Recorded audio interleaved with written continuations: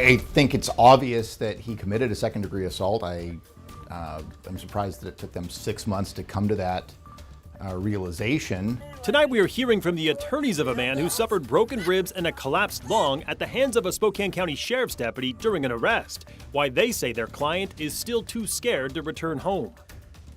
Sunny and mild in the days to come, but enjoy it while you can. We've got a major change in the weather pattern next week. Plus, a number of firsts as Bloomsday festivities kick off. We're now less than 3 months away from race day. Going to do something we've never done before, and that is have a t-shirt reveal. We'll give you a first look at some of the new features for this year's event. Don't put your hands on me, pal. Listen. You are going to get hurt. I am? Well, that was the moment back in August that a Spokane County Sheriff's deputy pulled a 62-year-old man to the ground and hit him several times, according to his attorneys, breaking his ribs and puncturing his lung. Spokane police are now recommending second-degree assault charges against that deputy. Good evening and thank you for joining us for KREM 2 News at 5. I'm Mark Hanrahan. And I'm Whitney Ward. Now an out-of-county prosecutor is reviewing the case and ultimately will make the decision on whether to file those charges. Today I spoke with the two attorneys representing the 62-year-old who was severely hurt during that incident. They tell me their client hasn't slept at his house since August because he's afraid the deputy who hit him knows where he lives. The incident, they say, has left him shaken to the core. I think it's obvious that he committed a second-degree assault. I'm surprised that it took them 6 months to come to that realization. That's the reaction from attorneys Timothy Note and Josh Maurer a day after Spokane police recommended assault charges against Spokane County Sheriff's Deputy Clay Hilton for this incident. It's a crime to be in the park after hours. This is considered a park. It happened back on August 14th when 62-year-old Kevin Hinton, who'd been driving for 11 hours, pulled off at Terrace View Park to take a nap. His attorneys admit their client was annoyed and didn't hand over his ID, but he did offer to move. They say what happened next never should have happened. You're refusing to tell me who you are, and you're probably going to end up going to jail. Oh, for not giving you my name? Yep. Oh, okay. Well, then you have at it. Okay. Go ahead and stand up for me. Turn around, face the car. Turn around, face the car. Don't put your hands on me, pal. Listen. You are going to get hurt. If I you don't am? listen to what I'm telling you. Are you audio video recording this? I already told you that. Get on. Hey, Get on the ground. You're under arrest. Give me your hands. Okay. Give me your hands. Okay. There is nothing that our client could have done to precipitate the beating that he received. Hinton suffered 8 broken ribs, a punctured lung, and a concussion, among other injuries. He was in such bad shape the jail refused to book him and instead took him to the hospital where he stayed several nights. Deputies originally cited Hinton with resisting arrest and obstructing a police officer, although prosecutors later dropped those charges.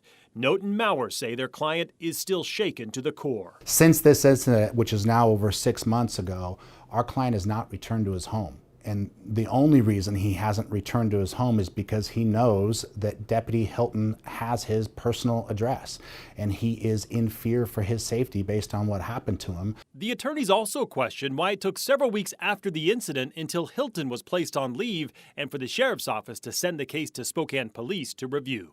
We're also aware that other members of the sheriff's office had viewed this video, and not one representative of the sheriff's office, before we took the body camera to the prosecutor's office, came forward and said, hey, we've got a problem here. Hey, this is bad. We reached out to the sheriff's office today. They declined to comment. Sheriff Knowles did send a statement yesterday that reads in part, now that the criminal investigation has been conducted, I ordered the Spokane County Sheriff's Office of Professional Standards to begin a comprehensive internal investigation to identify any and all policy violations and what changes or possible training is needed moving forward. So where does the case go from here? Spokane County Prosecutor Larry Haskell said today that he is sending the case to an out-of-county for review and any charging decision. So at this point, it's not clear if charges will be filed. Both attorneys tell me they are also planning to file a civil rights lawsuit in this case as well. All right, switching gears to talk weather. We've been pushing for 50-degree temperatures all week long. We don't quite know if we'll get there. I don't know, but let's check in with our chief meteorologist, Jeremy Legoo. I'm saying no. Peer pressure is telling me to put the 50 on there, and if my autobiography says anything, it's that I'm a sucker for peer pressure. I don't have an autobiography. What? I don't have one of those. I don't know why I said that. I don't know why I say half the things that come out of my mouth. I apologize. 47 degrees is where we currently sit, a mix of clouds and sun taking us into the evening. And I know why I say the things about the forecast, because I think they're going to happen. We wind up getting a little more cloud cover tomorrow, but by the middle of the day it moves out. And I think we've got mostly sunny skies taking us through the afternoon. It's gonna be fantastic. Then we wind up seeing a little bit of cloud cover. Cloud cover builds, eventually breaks. And as that cloud cover moves out, I think we see more sun on Saturday. So yeah, there are more chances of sun. Once again, see the words, they're just not worded. 49 tomorrow, mostly sunny. 49 on Saturday. Do we hit 50 either of those days? Probably, maybe. Parts of the region definitely do. 47 on Sunday. What happens is Sunday starts out kind of nice, then we get rain, then we get wind. That wind ushers in a new air mass, and we're talking the chance of snow later next week. All right, Jeremy, thank you. Moses Lake is well on its way to becoming a hub for advanced battery manufacturing. Today, the U.S. Secretary of Energy, Washington State Senator Maria Cantwell, and Governor Jay Inslee visited two companies that are paving the way for that technology. KREM 2's Amanda Rowley shares highlights from their tours today. Sila and Group 14 are two companies putting Moses Lake on the cutting edge of advanced battery technology. Last year, these companies invested each of their $100 million federal grants into building manufacturing facilities here. Here at Sila, everything from this Moses Lake facility will be commercial large-scale production for electric vehicles. And Group 14's BAM 2 facility will be the world's largest factory for advanced silicone battery materials. It's Moses Lake's moment. Washington Senator Maria Cantwell, Governor Jay Inslee, and the U.S. Secretary of Energy visited the companies to see firsthand how they're progressing. It's exciting that here you guys in Moses Lake are really leading the way. It's such a wonderful story, and I'm thrilled to be here. Sila recognizes not only did their grant fund the construction of their facility, but it also invests in the community.